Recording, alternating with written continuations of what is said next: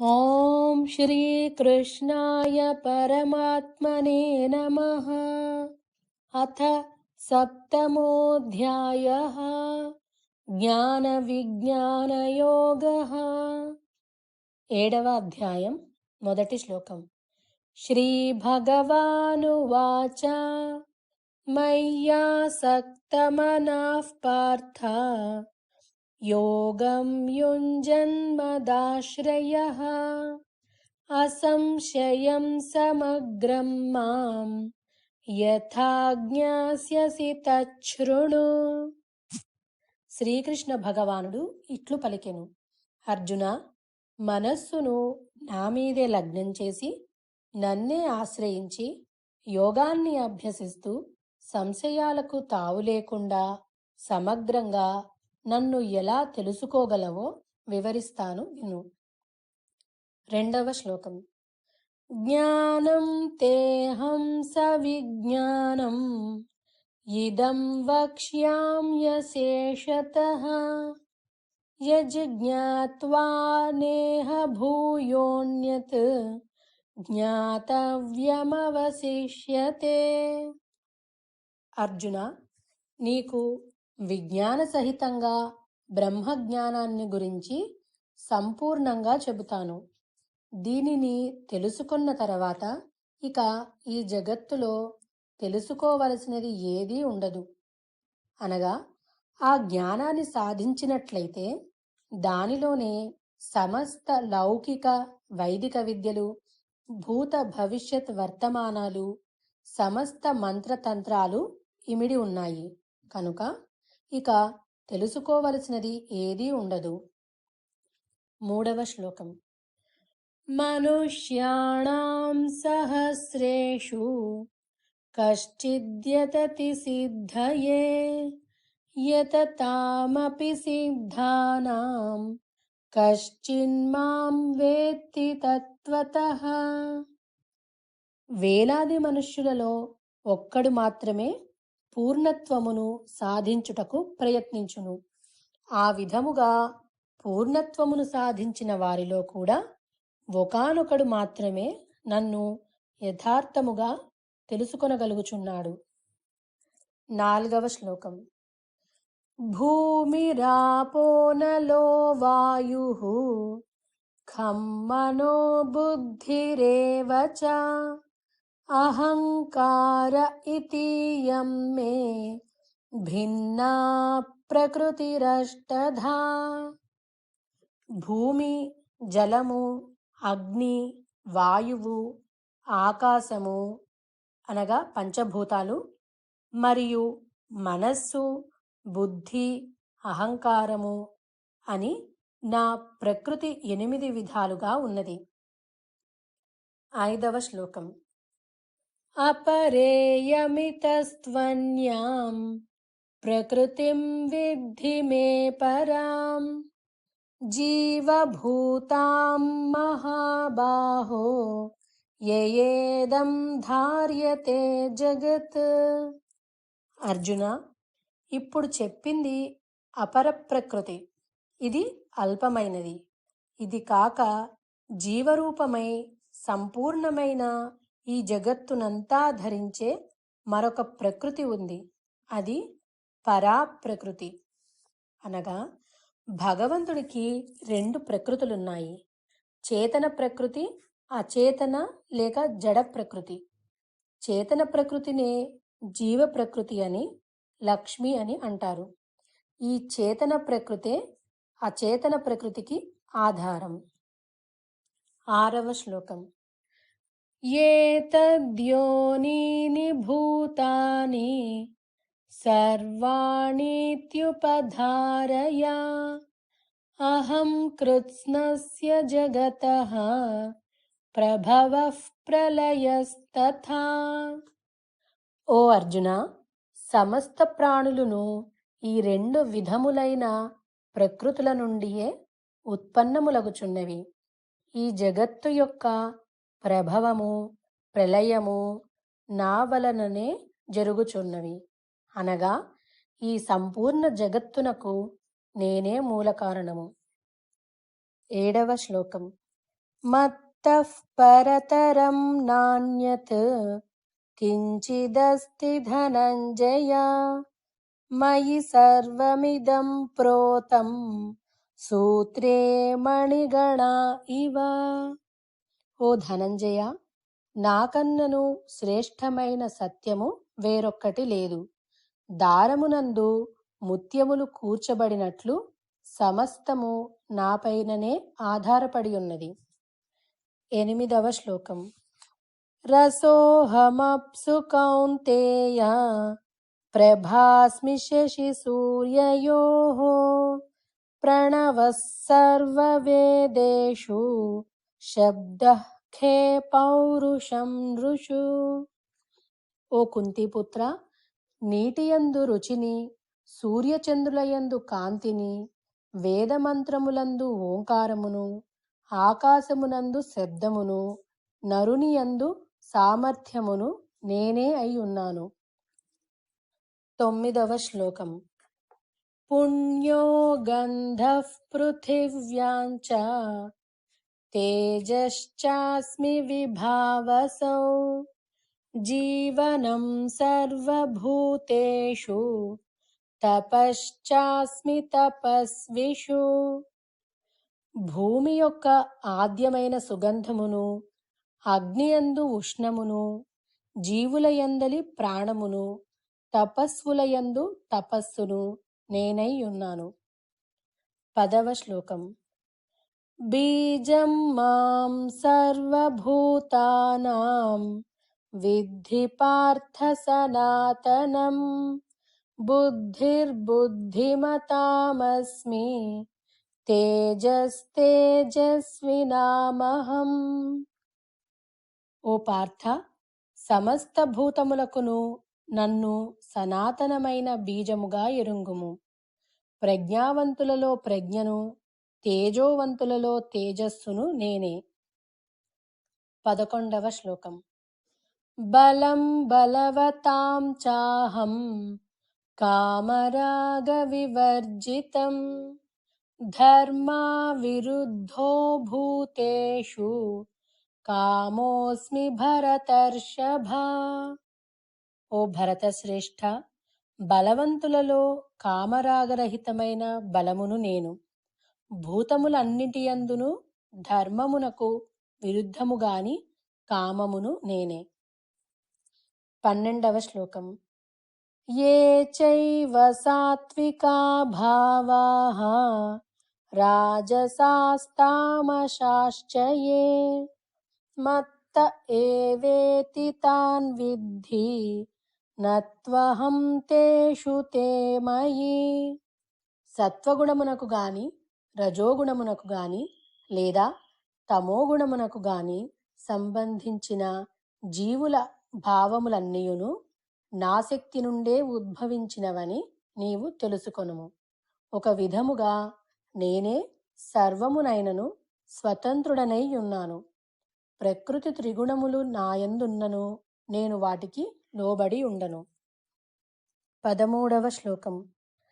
త్రిభిర్గుణమయైర్భావైః యేభిః సర్వమిదం జగత్ మోహితం నాభిజానాతి మామేభ్యః పరమవ్యయం. ఈ జగత్తు అనగా ప్రాణి సముదాయము అంతయును గుణముల యొక్క కార్యరూపములైన సాత్విక, రాజస, తామసములు అను త్రివిధ భావములచే మోహితమగుచున్నది. కనుక త్రిగుణములకు అతీతుడను శాశ్వతుడను అయిన నన్ను ఆ ప్రాణులు తెలుసుకొనలేకున్నవి. 14వ శ్లోకం. దైవీ హ్యేషా గుణమయీ మమ మాయా దురత్యయా మామేవ యే ప్రపద్యంతే మాయామేతాం తరంతి తే. నా మాయ త్రిగుణాత్మకమైనది, అలౌకికమైనది.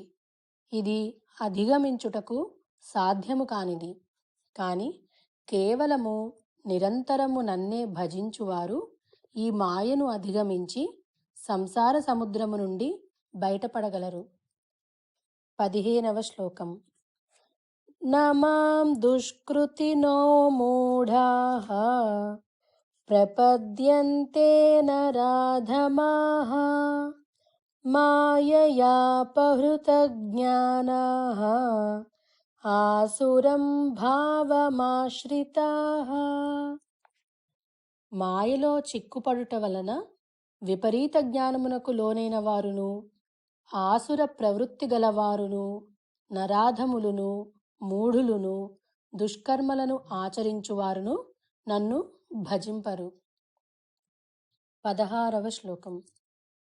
చతుర్విధా భజంతే మాం జనాః సుకృతినోऽర్జున ఆర్తో జిజ్ఞాసురర్థార్థీ జ్ఞానీ చ భరతర్షభ. కష్టములో ఉన్నవాడు, కోరికలు కలవాడు, జిజ్ఞాసువు, జ్ఞాని, ఈ 4 రకముల వారు భగవంతుని సేవించుచున్నారు.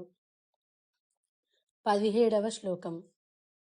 తేషాం జ్ఞానీ నిత్యయుక్తః ఏకభక్తిర్విశిష్యతే ప్రియో హి జ్ఞానినోత్యర్థం అహం స చ మమ ప్రియః.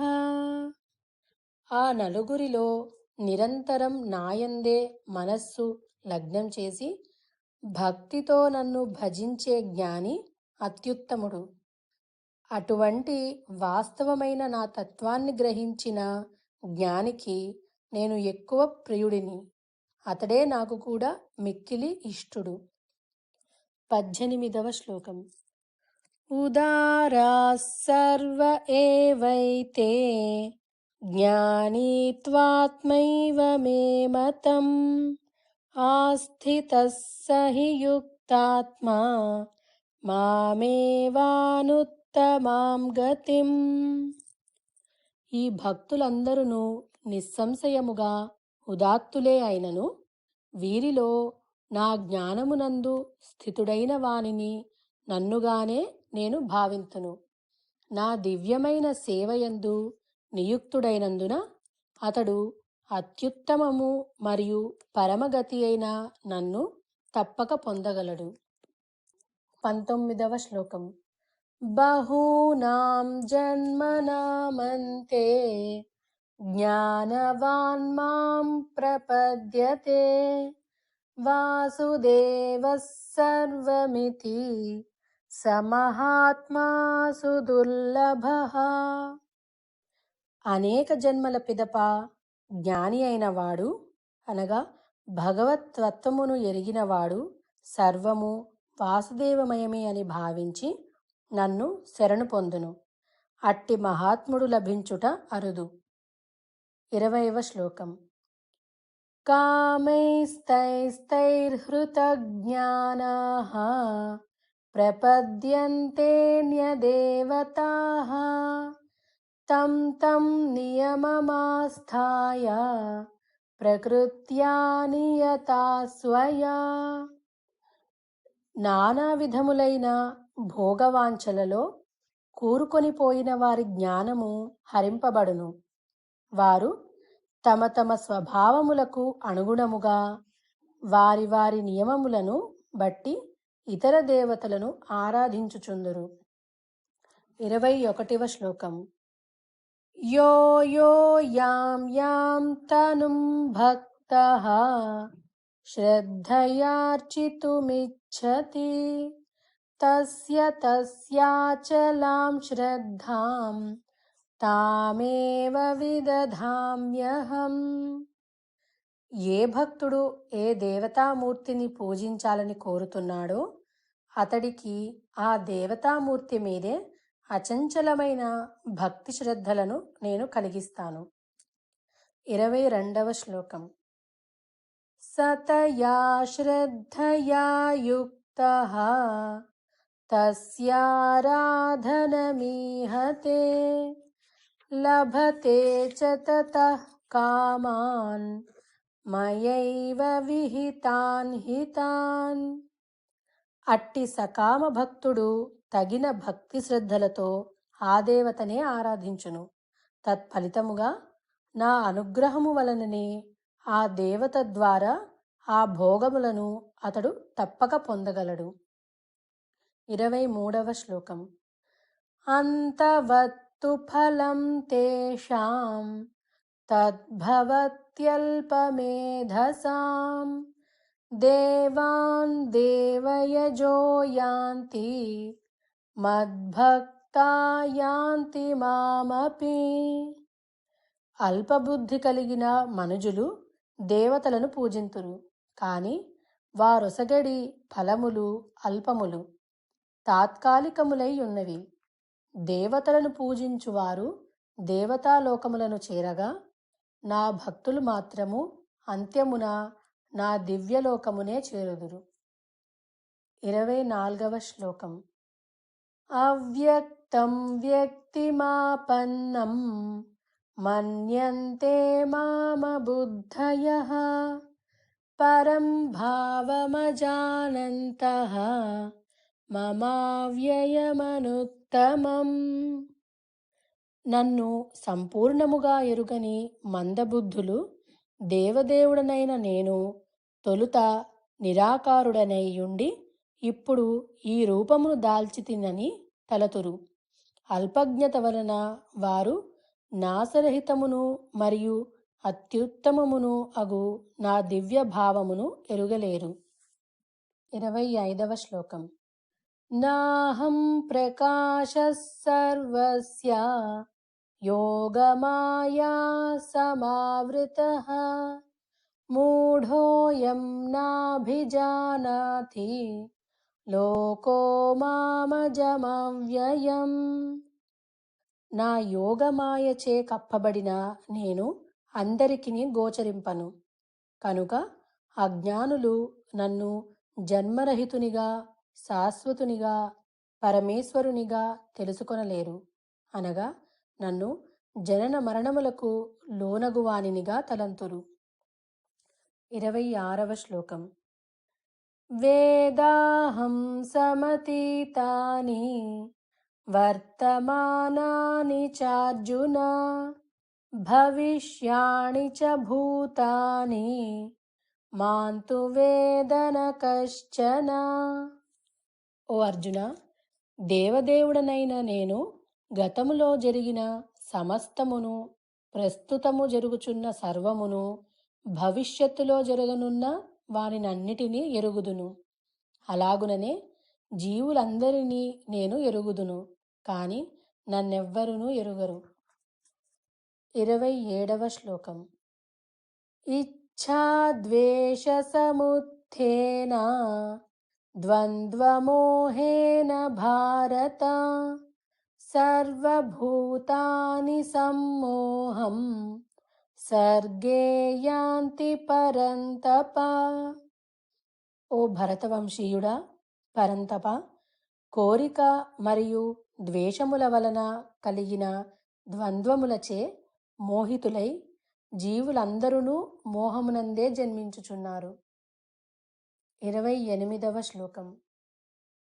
యేషాం త్వంతగతం పాపం జనానాం పుణ్యకర్మణాం తే ద్వంద్వమోహ నిర్ముక్తాః భజంతే మాం దృఢవ్రతాః. పూర్వజన్మములందు ప్రస్తుత జన్మమునందు పుణ్యకార్యములను చేయుచు పాపములను పూర్తిగా నశింపజేసుకొనిన మనుజులు ద్వంద్వమోహముల నుండి విడివడిన వారై నా సేవయందు దృఢవ్రతముతో నెలకొనెదరు. 29వ శ్లోకం. జరామరణమోక్షాయ మామాశ్రిత్య యతంతి యే తే బ్రహ్మ తద్విదుః కృత్స్నం అధ్యాత్మం కర్మ చాఖిలం. జరామరణాల నుండి విముక్తులు కావాలని ఎవరు నన్ను ఆశ్రయించి సాధన చేస్తారో వారు సంపూర్ణంగా బ్రహ్మతత్వాన్ని, ఆత్మస్వరూపాన్ని సమస్త కర్మలను గ్రహించగలుగుతారు. 30వ శ్లోకం. సాధిభూతాధిదైవం మాం సాధియజ్ఞంచ ఏ విదుః ప్రయాణకాలేపి చ మాం తే విదుర్యుక్తచేతసః. నాయందు సంలగ్నమైన చిత్తము కలిగిన వారు దేవదేవుడనైన నన్నే, భౌతిక జగత్తును, సర్వదేవతలను, సమస్త యజ్ఞములను నియమించువానిగా తెలుసుకొని మరణ సమయమందును నన్ను అవగాహనతో ఎరిగియుందురు. ఓం తత్సదితి. శ్రీమద్భగవద్గీతాసు ఉపనిషత్సు బ్రహ్మవిద్యాయాం యోగశాస్త్రే శ్రీకృష్ణార్జున సంవాదే జ్ఞానవిజ్ఞానయోగో నామ సప్తమోऽధ్యాయః.